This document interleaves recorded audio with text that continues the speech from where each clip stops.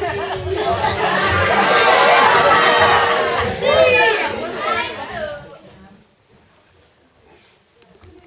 know you think I'm mad, but I love Johannesburg. Johannesburg keeps me on my toes. I take nothing for granted here.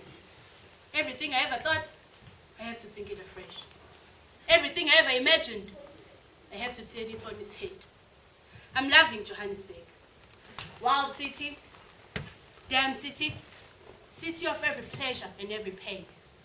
This madness, this blood, I can't imagine living anywhere else. It's so ugly, so brutal. There's so little to do out there. I am forced to turn it on my own heart. My Johannesburg heart. There I find tenderness I never believed possible. My heart is like Johannesburg, a wound. It's raw, it's bloody, alive to every possibility. Yeah.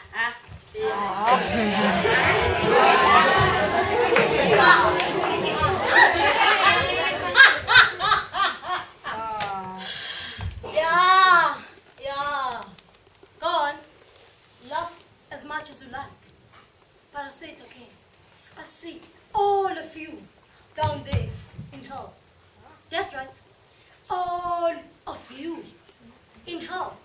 And when you wake up and see the big fires, and you start crying and saying you're sorry and asking forgiveness, then it's me who is laughing. Yeah, this day it is Martinez who has a good laugh. You tell lies and cheat and make trouble with the little gods, and you think God doesn't know. He knows. He sees everything you do.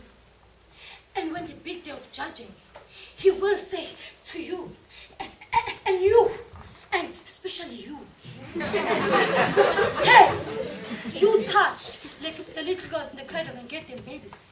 You touched the little girls in the nurse pots and gave them babies. What you got to say for yourself? And you got nothing, because it's true. And that's the end of it. Oh.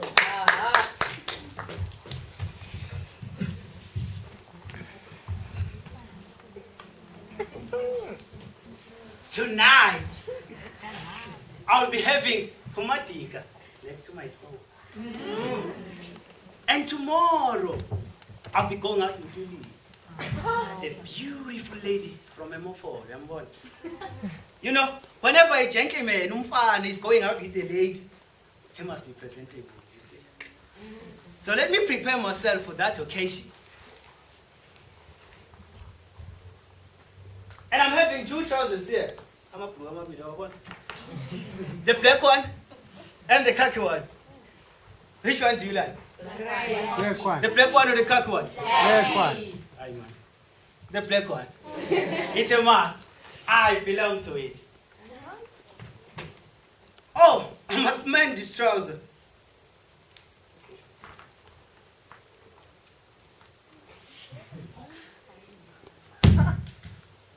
I can't mend this trouser. Really? If my wife Susan was here, I wouldn't be struggling like this. Now I won't be able to go out to do lazy tomorrow. And as for Umadik, it's already late. She won't be coming here anymore. Anyway, let me just go and sleep. Maybe I'll be able to see Umadik in my dreams. And I just hope Liz, Hamilton, don't interfere with what I've been dreaming.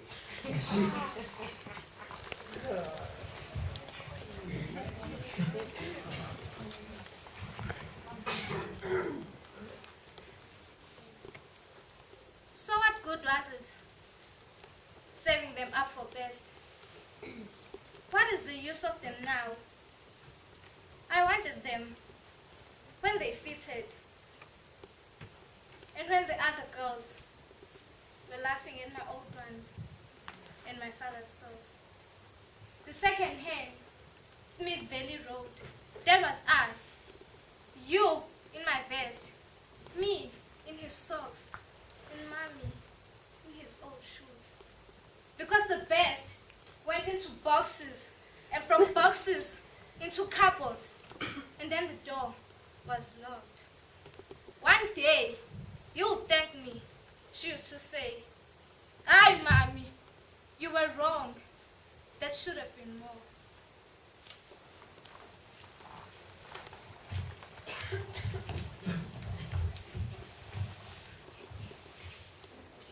When this land started giving birth to ugly days, things started going wrong from the moments of dawning.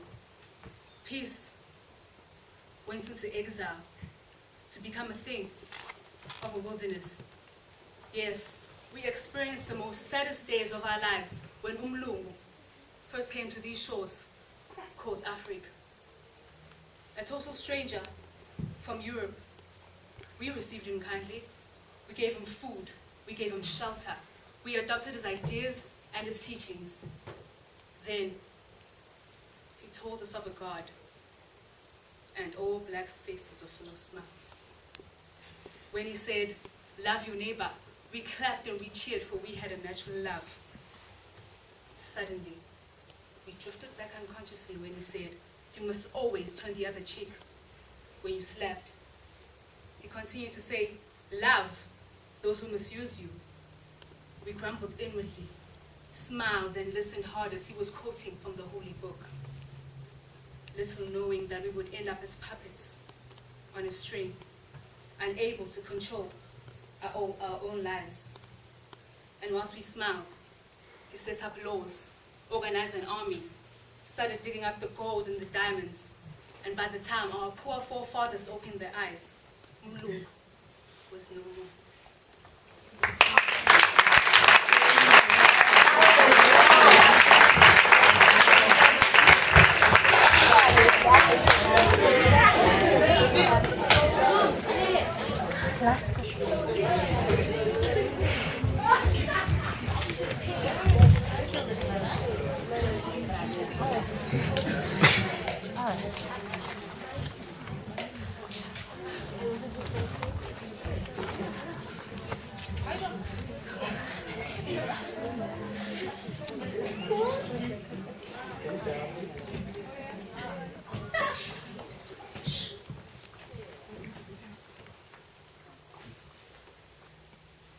He moved towards me.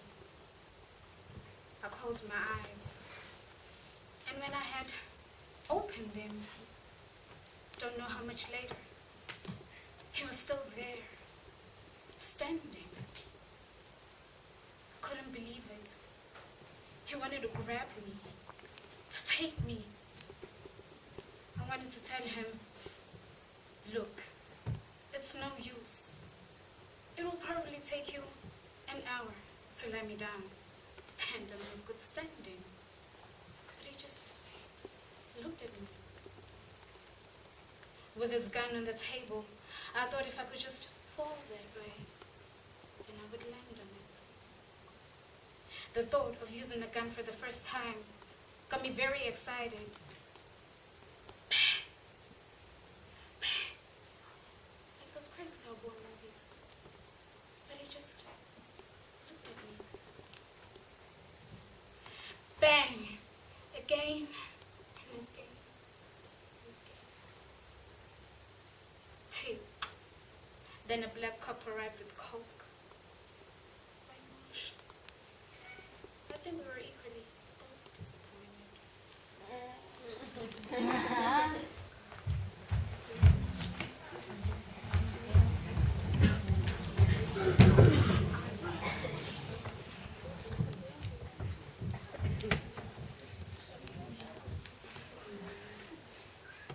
Ho, ho, ho. Good morning, class. And what wasn't Nozos hearing down the passage? Poor Miss Bone couldn't hardly teach her standard twos. She teaches nature studies, you know. She's very clever. But you know what happens to naughty children? A white cow would come for you, and you won't even know it's coming. It's going to be standing there, and it'll be too late for you to run. No one would hear you scream, because its engine makes such loud noise. It's going to take out your eyes and take you to a very far away place where nobody will ever find you again. What is that I'm hearing? Is that a white car? No, you're lucky this time. But I'm going to send you straight to the principal's office, and he's going to give you this.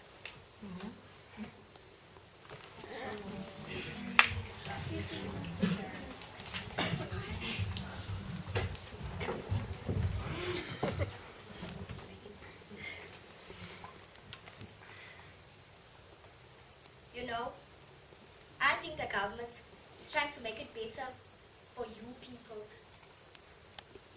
But it's not a good area for the whites anymore. You know, Hebrew, Chubarpok, they gone down. You see, you can classify the people that's living here. Doesn't matter if it's colored, Indian, Asian, or black. You see, you get the people that's loyal. And you get the people that's rubbish in every nation, in whites as well. But you can tell by the looks of a person what type of a person that person really is. Like, you can tell you a decent, respectable type of a woman. If more people like you were staying here, no problems. You know what I mean.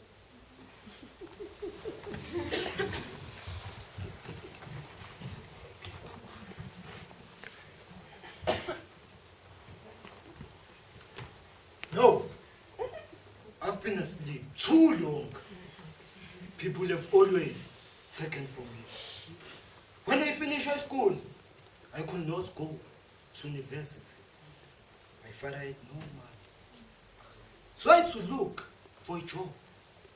I got one. Spilkin and Spilkin attorneys wanted to clear. I told Mr. Spilkin Sr.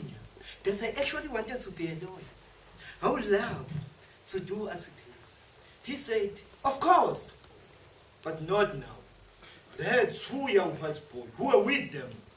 And as soon as they graduated in 3 years' time, I could start. In the meantime, I could work for them as a clerk. We are glad to have you on board, Sifo. No, Mr. Speaking, it is not Sifo. Sipo, what the difference? He asked. Sifo means a disease, Mr. Speaking. And Sipo means a gift. And that is my name. Like a deliberate curse. That's what you call me from that day onward. Sifo, a disease.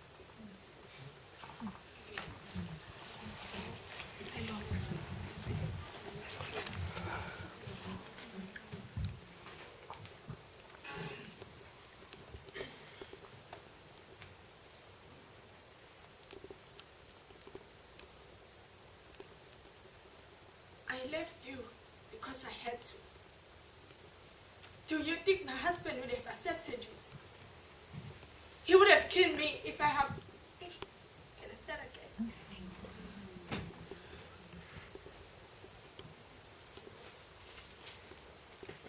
I left you because I had to. Do you think my husband would have accepted you? He would have killed me if I had come to his home with another man's child. My going to find you was very bad enough. Even though he knew I was forced to, because he was not bringing us any money. He would beat me if I asked for money. My mother said I must go and find work while she was able to look after my children.